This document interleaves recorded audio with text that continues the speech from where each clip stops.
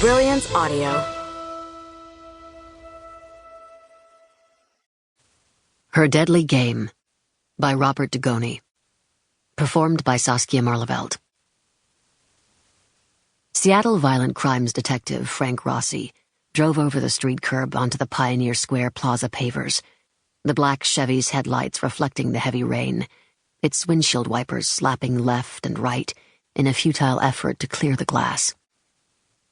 Ambulance lights pulsed red and white on the Pioneer Building's first-floor gray sandstone, and the 50-foot red cedar Tlingit totem pole overlooking the square.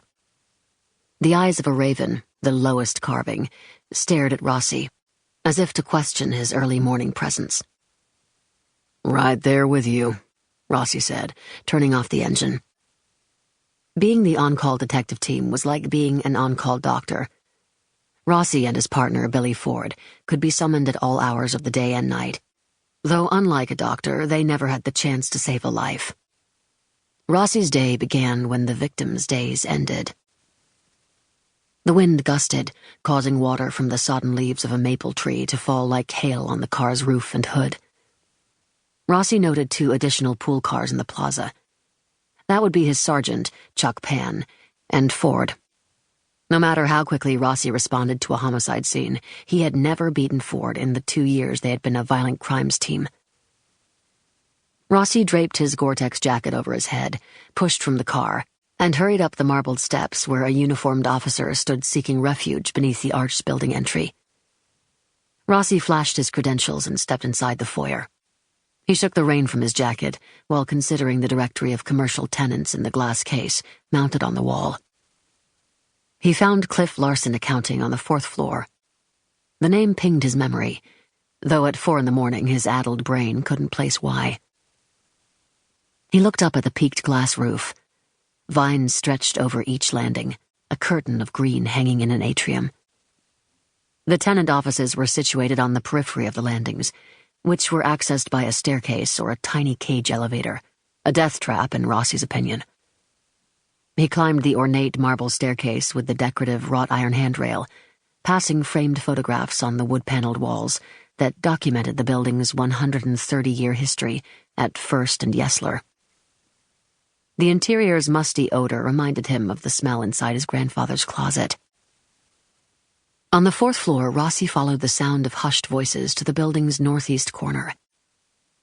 2 paramedics stood alongside a uniformed officer, presumably the first to respond, and Billy Ford. Red crime scene tape had been strung across the office entrance. Cross it and you were obligated to file a report documenting your purpose at the scene, what you encountered, and with whom you spoke. Most officers avoided it like the plague. Ford glanced at his wristwatch as Rossi neared. "Beat you by 6 minutes. You're getting slower," he said, his baritone voice as soothing as a deep saxophone. "I'm beginning to think those rumors about you sleeping at police headquarters are true," Rossi said. "Either that or you're a superhero." Rossi scribbled his name on the log held by the uniformed officer, noting Chuck Pan's and Ford's names beneath the signatures of the 2 first responders. Pan used his middle name, and with good reason.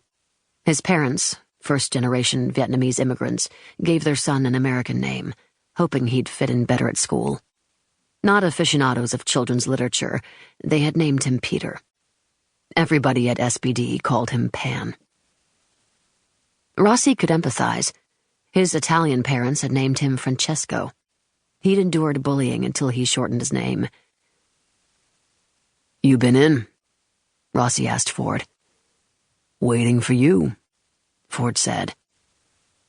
"You confirmed the victim is dead?" Rossi asked the paramedics. They looked remarkably young and shaken, as did the officer holding the clipboard. At 38, Rossi had reached the pinnacle of investigations, with nowhere left to ascend, unless he had an interest in a desk job. He didn't. He became a cop to avoid a desk.